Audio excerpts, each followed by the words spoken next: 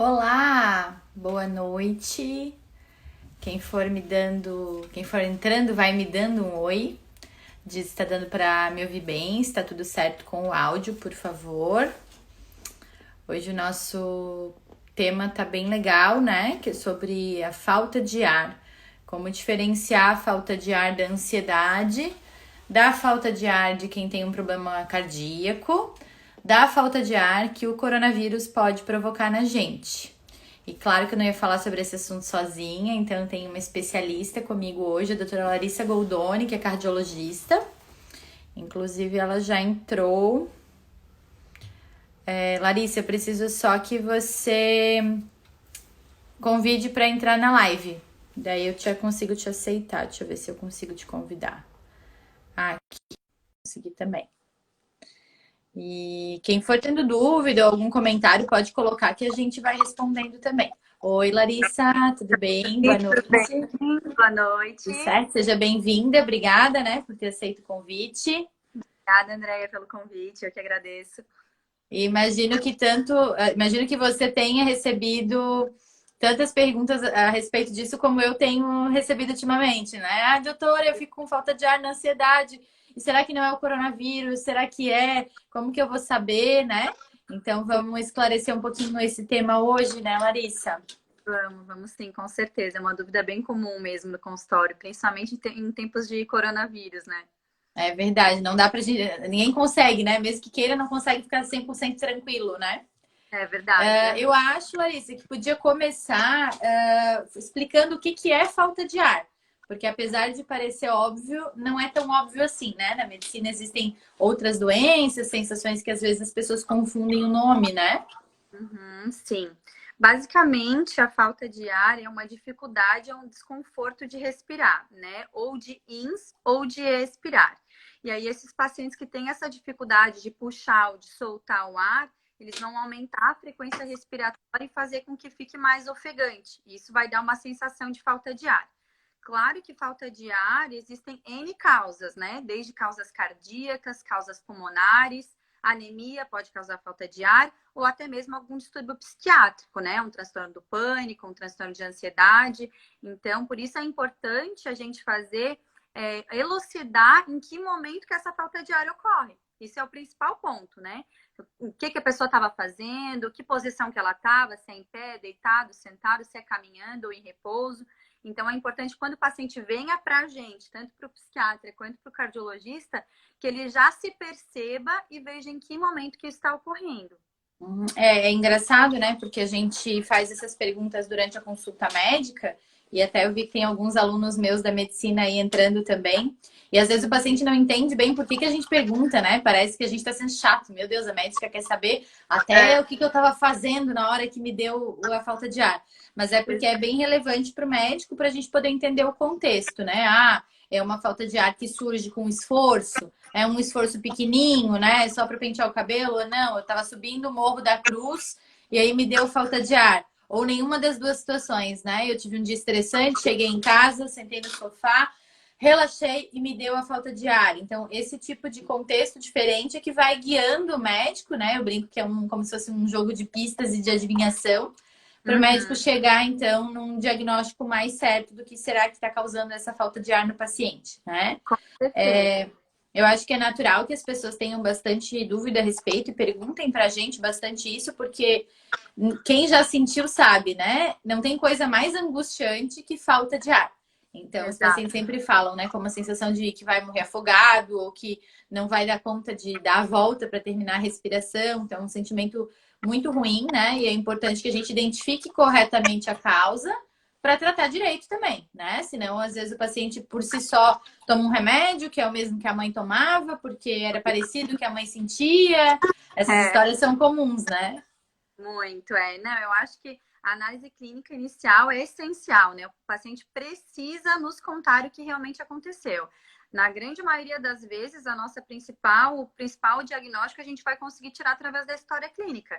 Claro que tem aqueles casos que a gente vai ficar na dúvida e a gente vai ter que abrir mão de exames complementares para exatamente ter certeza do que está acontecendo, mas a história clínica é essencial, é muito importante. Às vezes a gente perde mais tempo na história clínica para guiar a gente. Não adianta sair fazendo um monte de exame, procurando um monte de coisa, fazendo um monte de coisa desnecessária, quando às vezes a gente conversando com o paciente, sentando, olhando no olho, escutando o que ele tem para falar, a gente vai conseguir perceber o que está acontecendo, né? Então, acho que assim, a anamnese, essa história clínica inicial, ela é importantíssima, é essencial. A gente não consegue diferenciar uma falta de ar da outra se a gente não tiver uma história clínica adequada. Uhum.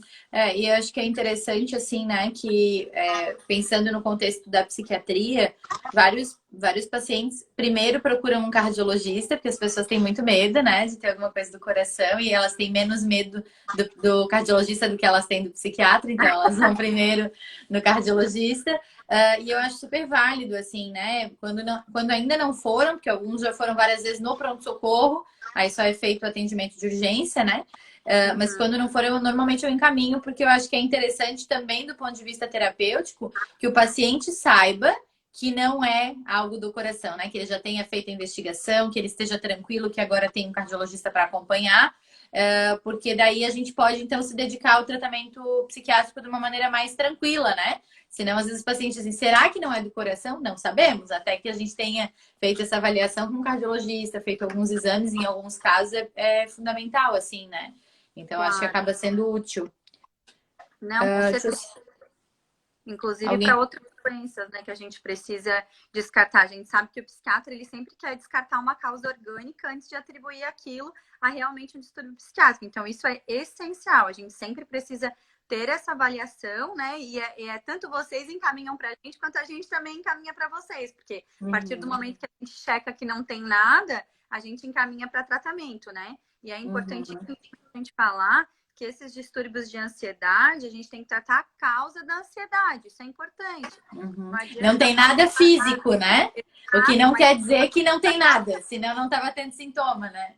exatamente, a terapia é essencial nesses pacientes, assim, porque a gente tem que tratar o porquê que isso está ocorrendo. A ansiedade, a falta de ar vai ser só um sintoma, mas a gente tem que agir na causa, no porquê que isso está acontecendo, né? Tem até alguém aqui, a Gil, comentando aqui. Eu senti essa falta de ar no início das paralisações, depois passou.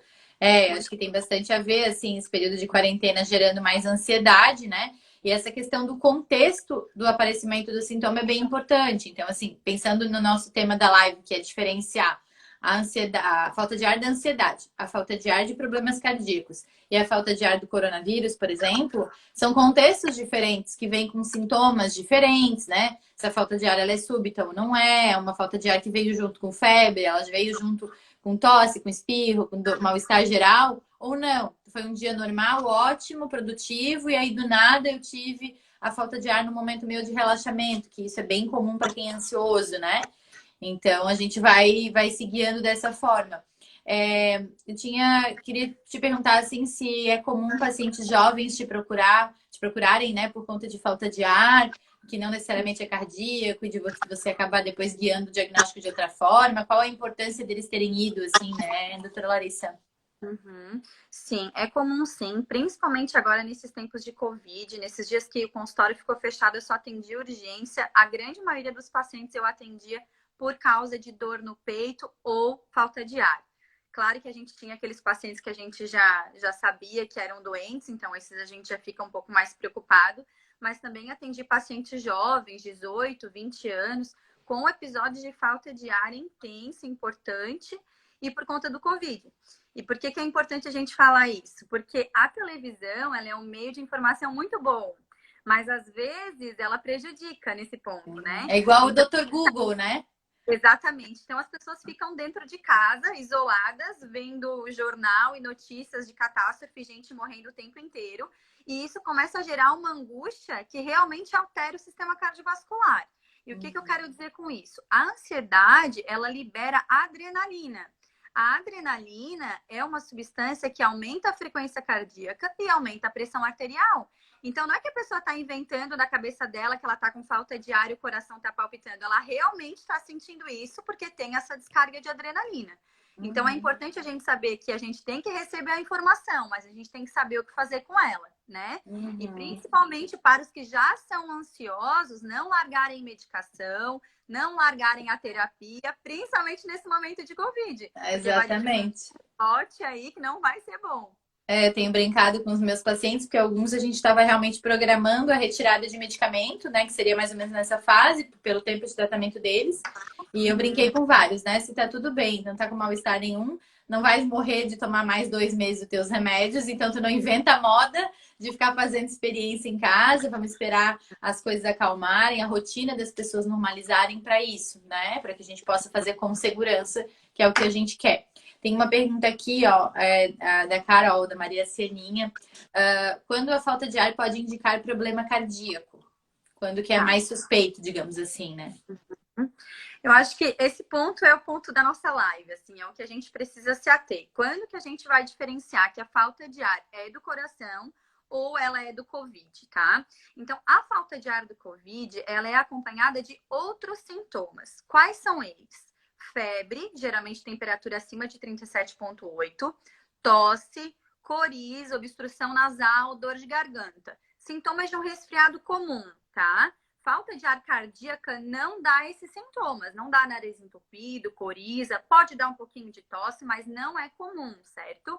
Então, o COVID vai vir com outros sintomas. Essa falta de ar, ela vai ser progressiva e essa progressão, ela é rápida, ela não é uma progressão arrastada. Então, o paciente vai começar com falta de ar, dentro de poucos dias ele vai evoluir, né, nos casos graves para insuficiência respiratória. Esse é o primeiro ponto. Na questão da insuficiência cardíaca, o paciente ele tem um quadro mais arrastado. Então, ele vai começar com a falta de ar limitante. Primeiro aos grandes esforços, primeiro é subir uma ladeira, subir uma escada, depois aos moderados esforços, caminhar poucos metros, até que ele vai ver que ele já vai ficar cansado para tomar banho, para escovar o dente, para fazer a sua higiene pessoal. Então, é uma coisa progressiva e arrastada, geralmente, tá? Claro. Normalmente, o arrastada que você está comentando, assim, normalmente anos de evolução, né?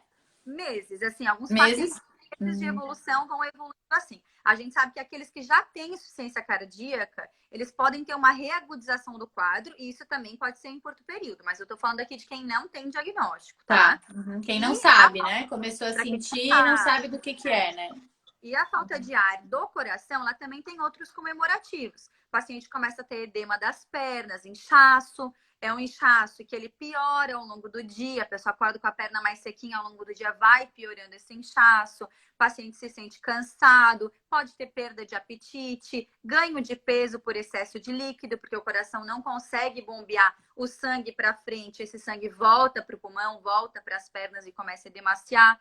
Então, esse ponto é importante, porque o COVID, em geral, ele não gera edema de membro inferior, né? Ele também não é uma coisa arrastada de meses. E ele também não é uma situação em que o paciente vai degradando progressivamente. Isso é uma coisa mais súbita, uma evolução mais rápida do que nos quadros de insuficiência cardíaca, por exemplo, que é o principal sintoma que a gente vai avaliar na questão da falta de ar, né? Lembrando que, como eu falei, a falta de ar do coração não é só insuficiência cardíaca, eu tô falando aqui do mais comum, tá?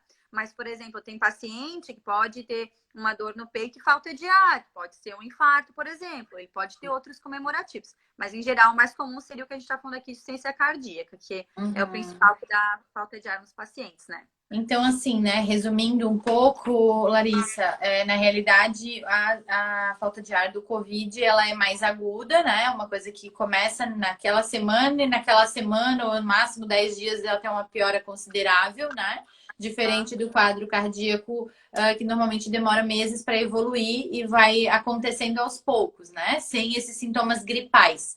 Eu acho que confunde bastante a falta de ar do Covid com a falta de ar da ansiedade, porque a falta de ar da ansiedade, ela também é aguda. Também pode começar numa semana e a pessoa antes não tinha nada e essa semana está tendo falta de ar todos os dias. E aí eu gostaria que vocês percebessem, né, quem estiver nos assistindo, a grande diferença do contexto. Porque normalmente o paciente que ele tem falta de ar por ansiedade, ele não tem só isso.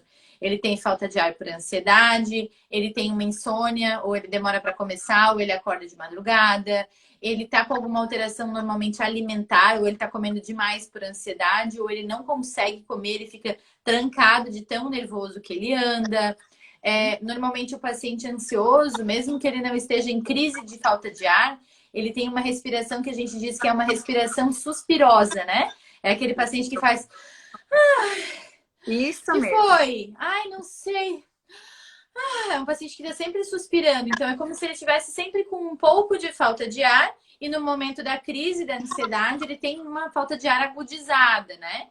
Então E o esse fator contexto é importante, né? desencadeante, né, Andréia? Esse fator desencadeante, principalmente o paciente que ficou desempregado no Covid, ou o paciente que fica vendo notícia ruim na televisão, ou brigou com o chefe, ou tá com algum problema com a família. Geralmente, essas faltas de ar relacionadas à ansiedade, elas vão ter um trigger, que a gente chama, que é um fator desencadeante para aquele momento. Então, viu uma Uhum. notícia ruim, ou aconteceu alguma coisa que aconteceu que causou aquela falta de ar. Tem um Isso, fator tem um gatilho, né? Uma coisa só que eu acho que é legal falar, normalmente tem um gatilho, né? Alguns casos não, mas normalmente sim. E às vezes o gatilho ele não é imediato, tipo, a pessoa recebeu uma notícia ruim e imediatamente ela começa a passar mal. Não, às vezes ela resolve aquilo e horas depois ou de madrugada ela acorda com falta de ar. É como se eu brinco que é a ansiedade faísca atrasada, né? Que é como se na hora a pessoa tivesse que dar conta de resolver o problema, ou ela está no trabalho, ela não pode se descontrolar, digamos assim, então ela segura, e aí num momento de relaxamento vai aparecer, né? Inclusive veio uma pergunta aqui se pode acontecer só de madrugada, só de noite. Pode sim, tá, Veri? Pode acontecer só de madrugada. Tem pacientes que despertam pela falta de ar, é relativamente comum em quem está tratando ou em quem está começando um quadro de ansiedade mais grave, assim, né? Teve um Uhum. comentário aqui também do Marcel Rampazzo, veio fragmentado, mas ele falou que ele ficou bastante tempo em isolamento, retornou às atividades, porém com falta de ar. Então, assim, pode estar relacionado à adaptação com a nova rotina de voltar ao trabalho, né? Às vezes até de estar se expondo mais, então talvez em casa estava mais seguro, que não estava se expondo com ninguém, não tinha tanto risco de pegar, né? E aí agora, porque está saindo, está mais ansioso. E alguém comentou aqui a questão da máscara, né? A gente que trabalha conversando, é muito nítido o quanto a gente fica, assim, com uma coisa de falta de ar por estar com a via aérea obstruída. A gente acaba não respirando direito quando a gente está mais agitado, mais ansioso, falando mais rápido, né? Então, pode observar também que às vezes é só pela adaptação ao uso da máscara também, né? Exato, mas lembrar que é importantíssimo o uso da máscara, não saiam de Ah, casa sem a máscara, com gente, por certeza. favor. Não, com certeza. O que eu tô comentando é que às vezes, né, também é uma questão para a pessoa perceber, né? Ah, eu tava com falta de ar, mas aí eu tirei a máscara, fui tomar banho e daí passou. Bom, então o que que era? É que o banho te relaxou, você diminuiu a ansiedade, você tirou a máscara que tava, às vezes, com aquela sensação chata de ter que usar ela muitas horas, né? Então pode ser isso também, né? São coisas pra gente pensar. Ó, a Carol tá colocando aqui que é ela suspirosa na respiração, né? Tem uma pergunta aqui, doutora Larissa. Tenho colesterol e pressão alta controlados. Sou o grupo de risco? Tá, isso é uma pergunta super comum, né? A gente sabe, isso já foi visto em todos os países, que pacientes que têm doença cardiovascular têm uma maior mortalidade pelo Covid. É importante lembrar que o risco de contrair o vírus é o mesmo para todo mundo. O que muda é o risco de desenvolver a fase grave da doença, que é a angústia respiratória. Pacientes hipertensos, pacientes com insuficiência cardíaca, pacientes coronariopatas, têm sim um maior risco de desenvolver essa fase grave da doença. Por isso, é importante a compensação clínica. O que eu quero dizer com isso? Pacientes que são hipertensos, eles estão sim no grupo de risco, mas isso é pior quando eles estão descontrolados. Por isso, a importância de utilizar a medicação corretamente, manter a pressão controlada, porque quanto mais compensado, mais controlado esse paciente tiver, menor o risco dele desenvolver a fase grave da doença. Não é que vai zerar o risco. É claro que um paciente hipertenso tem mais risco do que não é.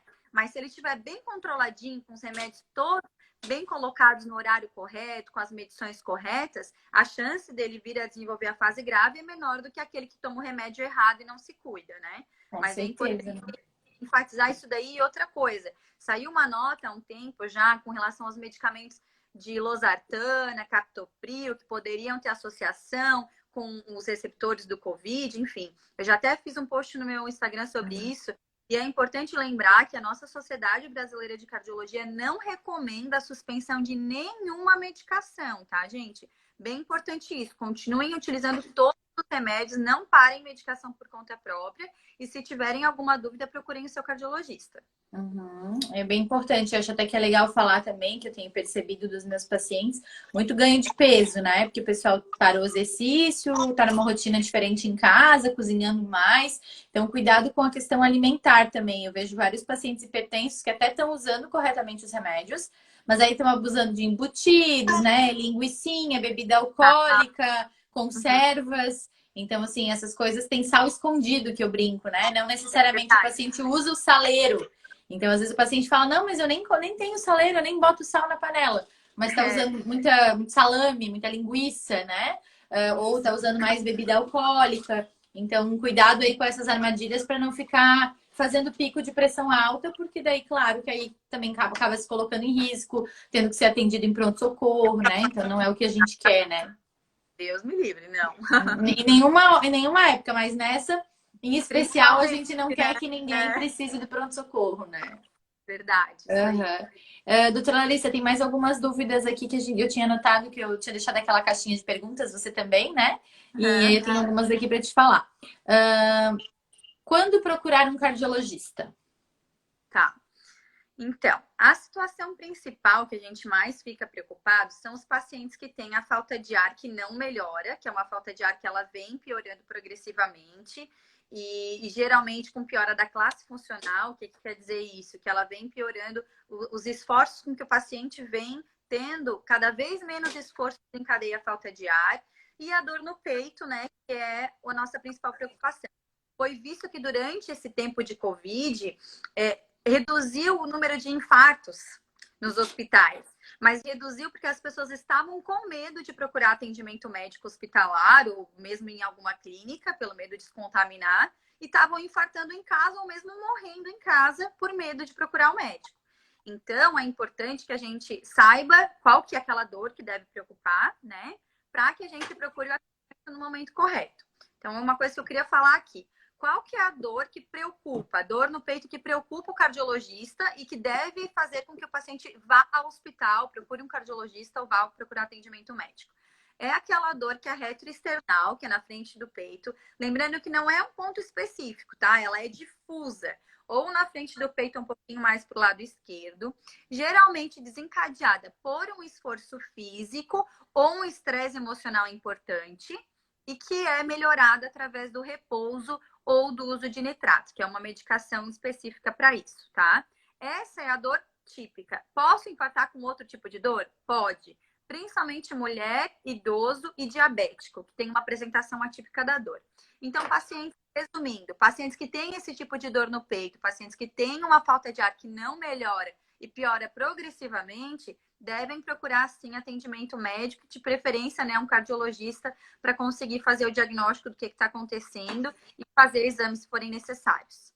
Eu acho super válida a avaliação, né? Porque eu acho que a gente tira a dúvida. Então, o paciente vai, se ele tem alguma coisa, ele já vai diagnosticar cedo e ele vai intervir, né? Vai ter o cuidado do cardiologista dele cedo. Então, a resposta das doenças também é melhor, sempre que a gente faz um diagnóstico precoce, né?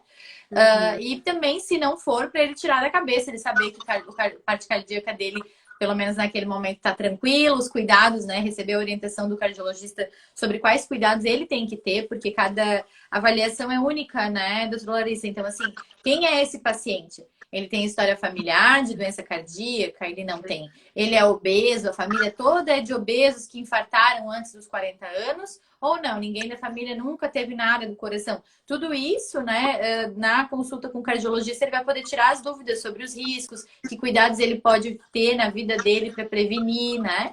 Então, eu acho que é bem legal. É, Nossa, muito importante. Todos esses fatores de risco são muito encontrados em pacientes coronariopatas. História familiar de doença coronariana prematura, sabe, Andréia? Se tu tens algum pai, mãe ou irmão que do sexo masculino infartou antes dos 55 ou do feminino antes dos 65, isso por si só já é um grande fator de risco. Paciente tabagista, obeso, diabético, sedentário, paciente estressado, que não pratica atividade física, com certeza tem fator de risco. Então, é importantíssima essa avaliação durante a consulta. Uhum. Ó, agora estão surgindo mais umas dúvidas aqui no momento, né? A Carol da Maria Sininha mandou assim: para o ansioso, o que fazer quando dá crise de falta de ar? Se o paciente já sabe que é por ansiedade, ele já fez um check-up cardiológico, já foi no cardiologista, tá tudo certo, e ele já sabe que essa dor é parecida com a que ele teve recentemente por ansiedade, primeiro ele pode tentar alguns exercícios sozinho mesmo para poder ter um domínio maior da ansiedade. Existem alguns exercícios de respiração que funcionam muito bem. Inclusive, estava assistindo, não sei se ela está aí ainda, a Bruna Limas, que é psicóloga, ela sempre acaba passando para os pacientes, a gente tem vários em comum, então eu já conheço um pouco das técnicas dela, um exercício de respiração que é o 4-2-6, que então o paciente vai fazer uma respiração em tempos, né? 4 tempos de inspiração, de puxar o ar. Ele vai puxar contando 1, 2, 3, 4. Ele vai pausar a respiração por 2 segundos, né? 1, 2. E aí ele vai expirar em 6 tempos. Então, ele vai soltando o ar contando até 6, tá? Ideal que faça pelo menos umas 4 vezes ao dia. E assim, é interessantíssimo isso, porque quando a gente fala, a maior parte dos pacientes fica tipo, exercício. Ver se eu tô lá nervosa, que capaz que eu vou concentrar na contagem da respiração e vai melhorar. E a maior parte do retorno dos pacientes é dizendo como é impressionante que realmente ajuda muito. Por isso que algumas técnicas como a meditação, a yoga, né, que trabalham muito a questão da respiração, elas acabam dando esse benefício para quem pratica, né? A pessoa, além de estar praticando um esporte, né, no caso da yoga, ela está também cuidando um pouco dessa parte emocional e aprendendo a respirar. Porque normalmente os ansiosos respiram errado, né? Eu sou muito fã do yoga, né? Eu pratico e a gente faz bastante respiração lá. Inclusive, eu uso isso daí quando eu vou fazer teste ergométrico com paciente. Teste ergométrico é o teste da esteira. Eles chegam super ansiosos, não sabem como funciona o exame e já começam o exame taquicárdico com a frequência cardíaca mais alta. Então, eu explico o exame, espero, faço um exercício de respiração. Eu vejo no monitor a frequência cardíaca caindo na hora, assim, só com o resultado da respiração mesmo. Então, respiração ajuda muito. Então, essa era uma outra dúvida, né? Como baixar a frequência cardíaca na hora da crise de ansiedade. Então, esse exercício de respiração é uma técnica muito boa. A Veli tinha perguntado também, né? Acaba sendo muito útil. E, claro, o paciente que já está em acompanhamento psiquiátrico, se o seu psiquiatra, você já contou isso para ele, recomendou isso para ele pode deixar um remédio de resgate, que a gente fala, um SOS, né? Então, o paciente vai tentar fazer o exercício de respiração na hora. Se ele achar que não melhorou nada, ele vai poder lançar a mão, então, de um calmante, né? Um ansiolítico numa dose baixa, apenas para diminuir a crise não ser tão intensa que ele precise ir para um pronto-socorro, por exemplo. Mas lembrando que o ideal não é esse. O ideal é que a gente possa tratar a ansiedade para cada vez a pessoa ter menos crise, mais raramente, e não ficar precisando de ansiolítico todos os dias, né? Aqui tem a pergunta da Rafaela. Falta de ar é pequenos esforços, sem dor. Pode ser um problema cardíaco? É muito difícil a gente responder essas perguntas assim, porque a gente não está vendo o paciente, não está conversando com ele como que é essa falta de ar, né? Aos pequenos esforços, essa falta de ar pode ser desde uma crise de asma, por exemplo, se a paciente já tem asma e ela tem uma falta de ar semelhante à que ela sempre tem, aos pequenos esforços a gente vai atribuir a questão da asma. Se é uma falta de ar de um paciente que é sedentário e aí foi fazer um pequeno esforço e aí sentiu falta de ar, pode ser por uma má adaptação, né? Pacientes, como eu citei, anêmicos, podem ter cansaço. Pacientes que têm alterações cardíacas, desde alteração de insuficiência cardíaca, quanto alguns pacientes com arritmia, que também vão ter falta de ar e cansaço, também podem gerar isso. Pacientes portadores de marca-passo, que marca-passo não está bem adaptado, vão fazer um pouquinho de esforço, podem ter falta de ar, pode ser uma má conformação elétrica do próprio marca-passo.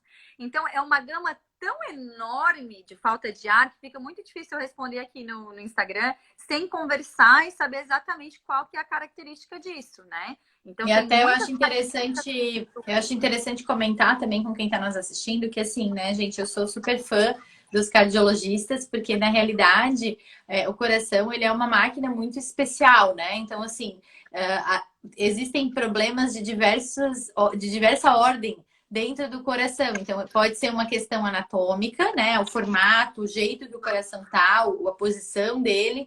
Pode ser um problema elétrico, né? A condução elétrica dentro do coração não está funcionando bem. E pode ser uma questão até dinâmica. Então, tem as válvulas e tudo mais, mas está tendo um descompasso na dinâmica do batimento cardíaco.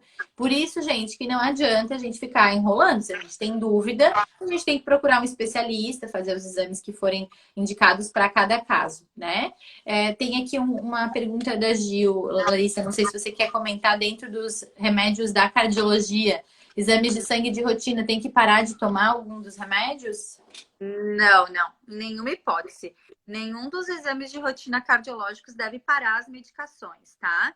Inclusive, é importante a gente falar isso porque às vezes os pacientes acham que o medicamento ele quebra o jejum e ele não quebra, tá? O medicamento ele deve ser tomado com uma pequena quantidade de água e devem ser tomados todos os medicamentos para ser feitos os exames, justamente porque a gente quer avaliar o efeito da medicação. Então, se parar de o uso do medicamento, pode gerar alguma alteração indesejável. Então, outra coisa, na parte da cardiologia, suspender medicação antes de coletar exame laboratorial, tá? Aí o exame de vai depender do que a gente quer ver. Então, isso é bem específico, assim, da cardiologia. Dependendo do que a gente quer ver, a gente vai suspender ou não o medicamento. Mas a princípio não se suspende nada, né? E para os exames de esteira, eletrocardiograma, também não se suspende nada. Isso é uma dúvida comum, né? Que os pacientes acham que precisa interromper, porque senão vai mascarar o exame. E na realidade não é assim, né? Sabe, Andréia? Porque a esteira depende que... A esteira depende do que a gente vai querer avaliar. Quando a gente quer avaliar, por exemplo, isquemia, que é algum sinal de obstrução, em alguns momentos a gente precisa sim suspender alguns medicamentos. Medicamentos que reduzem o batimento cardíaco e não vão deixar com que o paciente atinja a frequência cardíaca que a gente quer. Então, isso é bem específico. Isso o cardiologista que vai orientar. Mas isso que eu queria dizer, assim, na realidade... medicamento ou não. Isso, o paciente não tira nada, ele vai para o exame normal, a menos que o cardiologista peça, né? Exatamente, isso aí. Tá. E do ponto de vista psiquiátrico também, nenhum dos remédios precisa ser suspenso, tá? Não tem nenhuma indicação, não altera os outros exames, estar tomando os remédios da psiquiatria, né? Os antidepressivos, estabilizantes de humor, nenhum deles, tá? E uma coisa que eu queria que tu falasse um pouquinho, Andréia, é que muitos pacientes, às vezes a gente, como cardiologista, acaba iniciando o medicamento para ansiedade para encaminhar para o psiquiatra, justamente porque demora um pouquinho para fazer efeito. Então, eu queria que tu falasse um pouquinho a respeito disso. Quanto tempo demora? Quando que eu vou ver o resultado da melhora da minha ansiedade? É de um dia para o outro? Demora alguns dias? Como é que funciona isso? Isso é muito engraçado, assim, porque até... Não sei se a minha secretária tá aí, de vez em quando ela entra. E a gente acha engraçado, porque quem vem procurar por ansiedade não quer esperar, né? E é a pessoa que está com dificuldade de esperar, porque ela justamente está com ansiedade. Foi isso que ela veio fazer ali. E os remédios que tratam a ansiedade, né, os antidepressivos, normalmente demora pelo menos 14 dias para começar a fazer uma ação efetiva, que a gente diz. Pode ter uma melhora antes, mas é uma coisa que oscila bastante. Então, a partir de 14 dias, começa a ação. Depois, com um mês é que vai ter uma determinada resposta e com 3 meses é que o paciente alcançaria, então, um platô, assim, de dizer que ele tá melhor mesmo, não teve mais crise, né? E eu brinco com a minha secretária, porque apesar de a gente explicar isso na consulta, normalmente dá uns 3 dias, quando muito, né? Às vezes é no dia seguinte já. E o paciente pergunta, né? Tomei ontem e não senti nada. Acho que não é pra mim, tá na dose errada, tem algum problema, né? Então, não necessariamente... E desmame, né, Andréia? Não pode parar de tomar a medicação, assim, subitamente, né? Tem que ser feita uma avaliação com vocês antes de parar a medicação. Às vezes eu vejo isso no consultório. Os pacientes que usam cronicamente medicação para ansiedade e, de repente, eles param de tomar e tem aquele efeito rebote. Então, é importante também saber do desmame e da redução gradual do medicamento antes de tirar, né? Com certeza, né? Eu brinco que bate a revolta. Não preciso disso, não quero mais esses remédios. Bate uma revolta, eles largam tudo. E aí acaba sendo pior, porque tudo no nosso organismo, quando a gente faz de uma maneira aos pouquinhos, né? Vai ficando mais parecido com o funcionamento normal do organismo.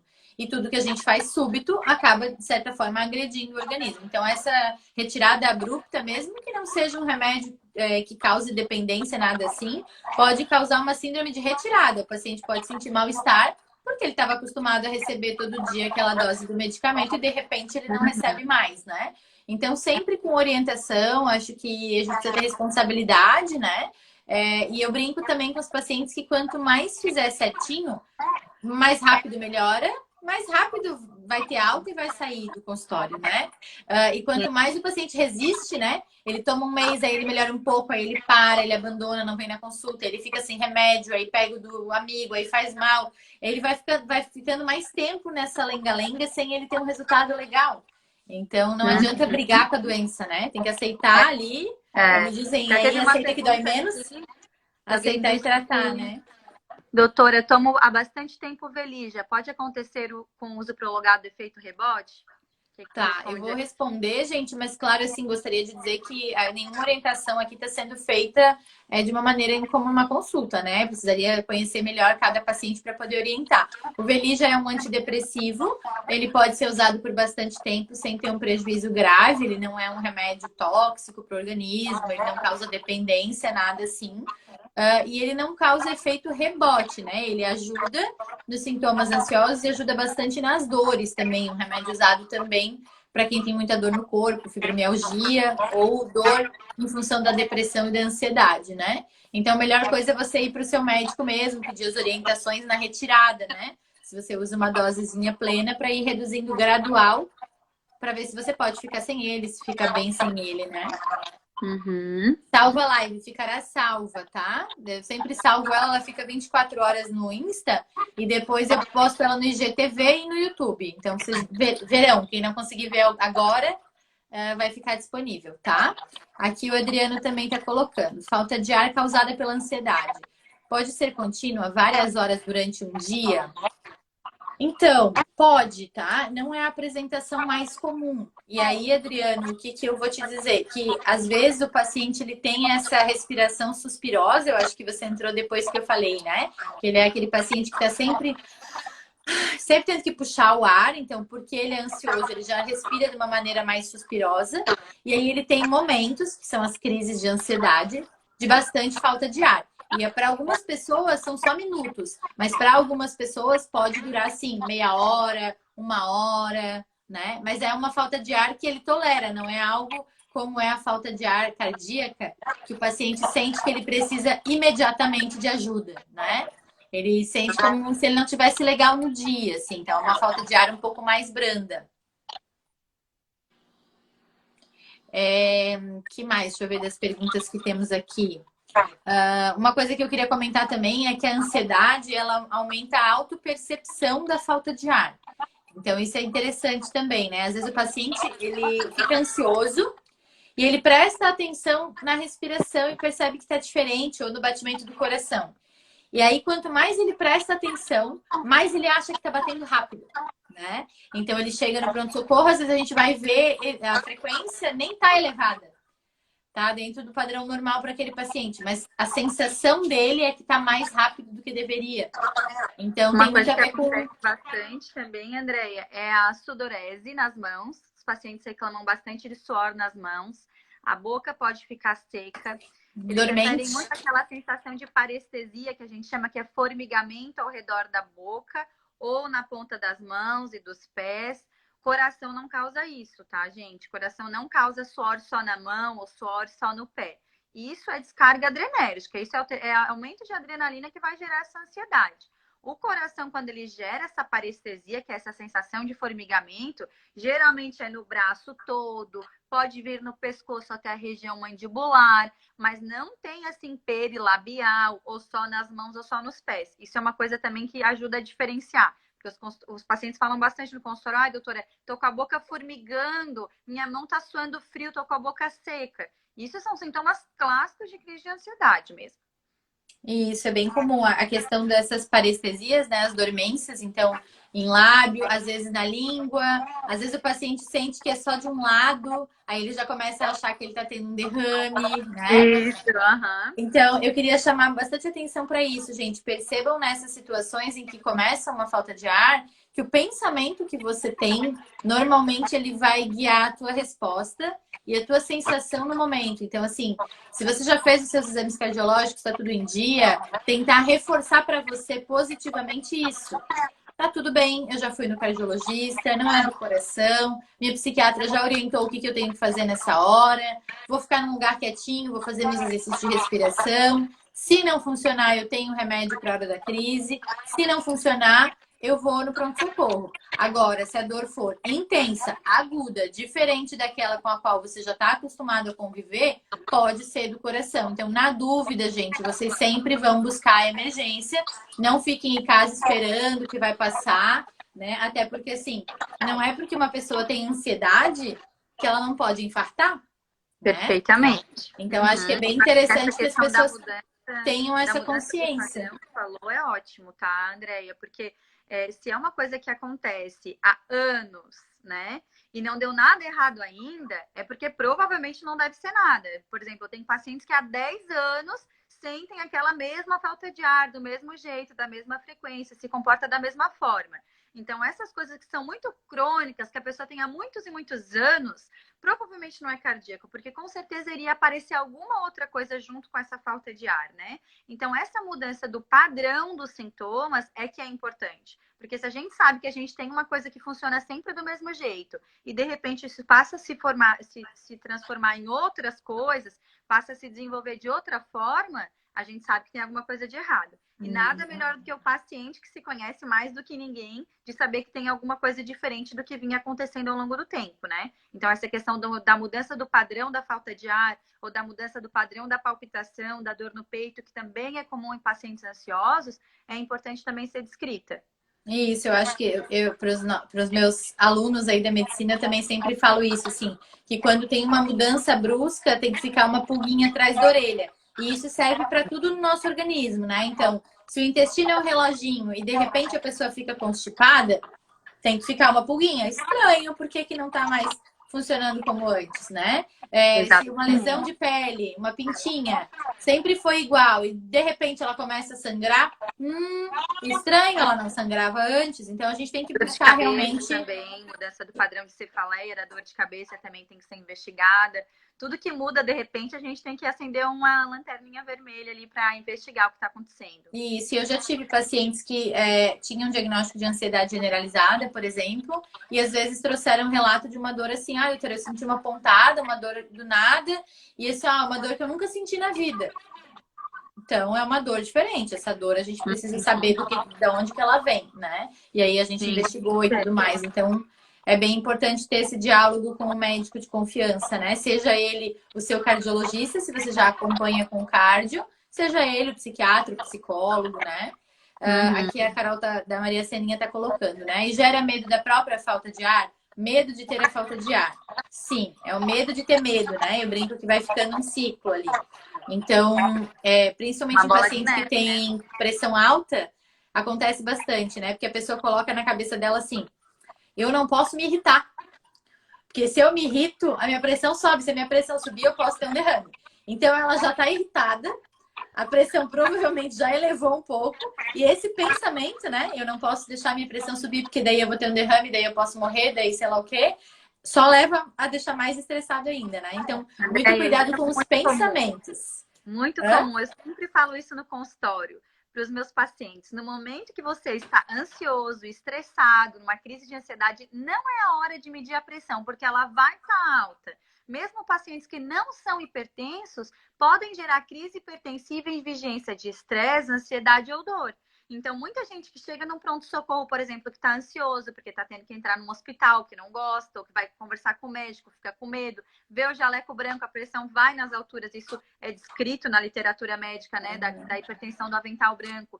Então, eu sempre aviso, meus pacientes já sabem, se deu alguma ansiedade, não está conseguindo dormir à noite, não é o momento de medir a pressão, porque ela vai estar alta, você vendo que está alta, vai ficar mais ansioso, vai aumentar ainda mais a pressão e é uma bola de neve. Não tem É jeito. verdade, é bem assim. Então, nessa hora, tentar fazer o exercício da respiração, tentar ficar mais tranquilo, né? A Bruna, a psicóloga que estava aí com a gente, ela sempre fala assim, para nessa hora da respiração, você tentar fechar os olhos e pensar num lugar que seja um lugar seguro para você. Um lugar que você goste de estar, né? Pode ser o abraço de alguém, pode ser uma praia tranquila, ou o seu quarto, enfim, um lugar que você sabe que você se sente seguro e fazer os exercícios de respiração. Isso acaba ajudando bastante a dominar um pouco o pensamento que deixa mais ansioso ainda, né? Então, a cortar um Algumas pouco essa. músicas também, né, André, ajudam, né? Tem algumas músicas que têm uma frequência para ajudar na ansiedade, algumas essências também, de óleos essenciais, alguns cheirinhos desses que a gente coloca também Uhum, ajudam. Tem com várias coisas certeza. legais. Tem coisas que são naturais, são mais light, mas que têm um resultado interessante, né? Aqui tem uma Uhum. pergunta, ó, do Goldoni. O fato de roer a unha é um sintoma de ansiedade? E sim, normalmente roer a unha acontece com pessoas ansiosas, né? A gente não considera só o fato de roer a unha como uma doença ou uma coisa grave, mas normalmente o paciente que rói unha, ele ao longo da vida ele vai ter outros sintomas ansiosos. Então a gente diz que é um comportamento pré-mórbido, né? É um comportamento que indica que ele não lida muito bem com ansiedade, com estresse. Então a gente acaba orientando. Isso acontece bastante com criança. E às vezes é interessante a criança que rói unha, a gente já fazer uma abordagem nesse sentido, né? De ensinar a criança a meditar, de ensinar a criança a fazer exercício de respiração, que aí ao longo da adolescência, né, pré-adolescência, ela vai conseguindo administrar melhor a ansiedade dela. Uhum. Legal. É meu marido esse daí, por isso que ele está Ah, é? perguntando isso, que eu digo para ele que ele é ansioso. Deixou uma perguntinha aí. Ele veio tirar dúvida aqui, ó. É, uhum. Deixa eu ver das perguntas que mandaram. Acho que a gente respondeu todas. Eu também fiz várias para você, né, Larissa? Te coloquei aqui na sabatina respondendo tudo. Legal. Bem legal que o pessoal participou. Obrigada para quem está assistindo. Aqui tem mais uma dúvida da Rebeca, que é minha aluna. Prof, vejo bastante gente que toma esses florais para ansiedade. Ajuda mesmo? Então, Rebeca, algumas coisas dentro aí das terapias alternativas, né? Elas não têm uma comprovação científica. Então, eu me preocupo bastante de perguntar para os pacientes da onde vem esse floral, porque às vezes algumas cidades têm aquela pessoa que faz uma garrafada que ninguém sabe o que tem lá dentro. E aí eu me preocupo, porque aí podem ser coisas que podem fazer mal para o fígado, para o rim, para outras coisas, né? Alguns florais ou medicamentos fitoterápicos são vendidos em farmácia que a gente vê que é uma empresa séria que faz e tudo mais. E aí vai muito do paciente acreditar naquela terapia, porque ela não tem comprovação científica, né?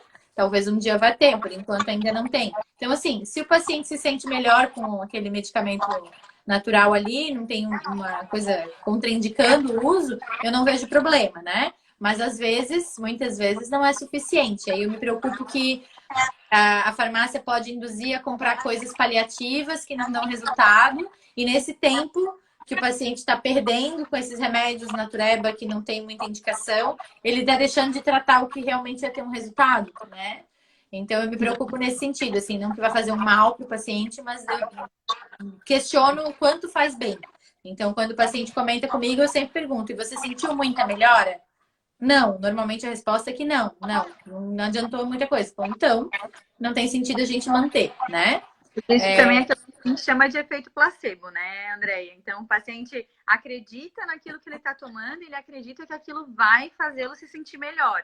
Então, o efeito placebo também é descrito e a gente sabe que às vezes só o fato da pessoa acreditar naquilo, aquilo já vai ter uma melhora significativa, né? Então, Com acontece certeza. bastante com os fitoterápicos. E algumas coisas das outras terapias, né, até com o tempo elas vão sendo comprovadas. Então, por exemplo, a acupuntura.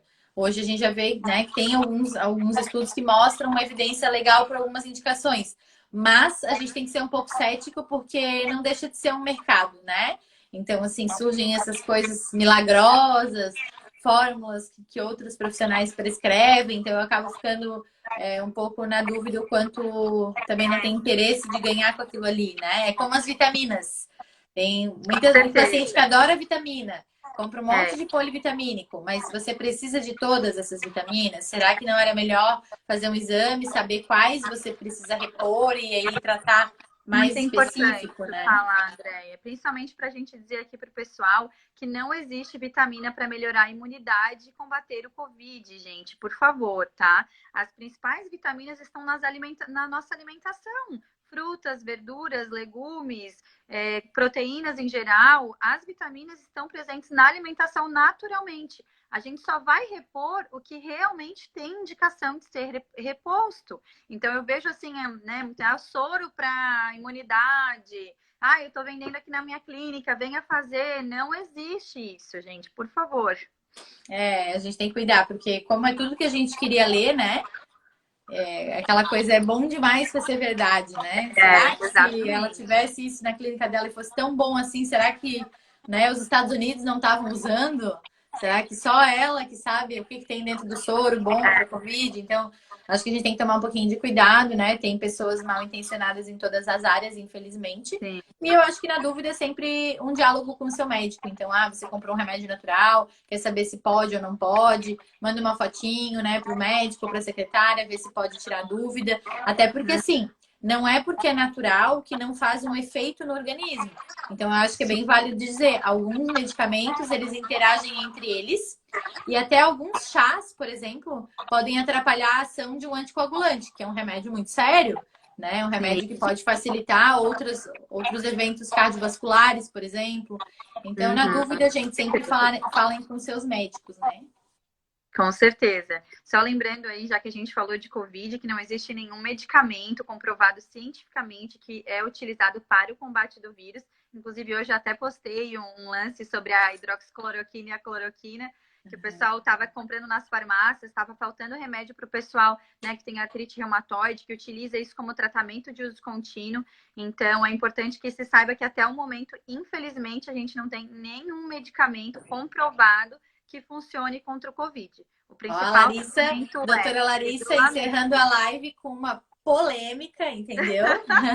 Quem quiser polêmica pode seguir ela aí no Instagram, doutora Larissa Goldoni, que eu já vi esse post polêmico. Eu acho que é bem legal. A gente tem que saber o que tem de evidência, o que não tem. Pode ser que mude, pode ser que mude, mas o que tem hoje de informação melhor no meio científico é essa, né? Eu acho que a gente tem que se basear pela ciência, né? Que é o que a gente trabalha aí. Com certeza. Larissa, queria te agradecer, muito obrigada, né, pelo teu tempo, pela tua presença. Achei que foi bem bacana a gente ter discutido esse assunto, bastante gente com dúvida, né? E se Uhum. surgir mais alguma dúvida, pessoal, que vocês tenham para mim ou para a doutora Larissa, podem colocar aqui ou podem colocar no direct para mim, que eu encaminho para ela e a gente vai trocando ideias. Quem sabe outro dia a gente não fala de outros assuntos aí, né? Sim, com certeza, Andréia. Queria te agradecer o convite, adorei, foi muito produtivo, adorei as perguntas também do pessoal. E vamos combinar de fazer uma outra live aí com alguns outros temas interessantes também da psiquiatria e da cardiologia. Aham. Então tá, um abraço, tá? Uma boa semana para ti, para todos que estamos assistindo. Só para responder a Gil que mandou aqui, a princípio não, tá? Eu não conheço nenhum artigo que fale que a ansiedade modifica o controle do TAP, né? Claro que pode modificar no geral o aspecto do paciente e daí interferir um pouco no valor, mas não que isso vai ser decisivo. Não, não, realmente não. A ansiedade não interfere no controle do TAP. O que interfere no controle do TAP são as alimentações, em especial alimentos verdes, né, escuro, que contém vitamina K, que podem interferir no tratamento com a varfarina, que é um anticoagulante mais antigo. Já os novos anticoagulantes orais, que já estão super aprovados para tratamento de arritmias, eles não sofrem interferência de dieta e também não precisam de TAP de controle. Então, quando o paciente tem condições financeiras e tem indicação, a gente dá a opção de usar esse novo anticoagulante oral. Se o paciente não tem condições financeiras ou o problema cardíaco não permite ainda o uso do novo NOAC, pode estar em estudo ainda, daí a gente só faz as orientações com relação à alimentação. Lembrando que não precisa parar de comer alimento verde, tá, gente? O que precisa é comer a mesma quantidade todo dia. Tem gente que para de comer, não é isso? Aproveita, né? Aproveita que a cardiologista falou isso, não quer comer salada, já corta, né? Não pode. Na verdade, assim, pode comer, mas tem que ser a mesma quantidade Sim. diariamente, justamente porque interfere na ação da varfarina. E tem outros alimentos também, chimarrão também pode interferir, e alguns outros alimentos que contenham a vitamina K, justamente por cortar o efeito do medicamento e dar uma instabilidade aí no TAP, tá? Mas se tiverem mais alguma dúvida com relação ao anticoagulante, pode ir ali no Instagram, deixa nas perguntinhas que a gente vai respondendo depois. Legal. Clarissa, super obrigada. Boa semana para você, boa semana a todos. Gente, obrigada por estarem conosco. Um beijo. Obrigada. Até a próxima. Boa semana. Tchau, tchau.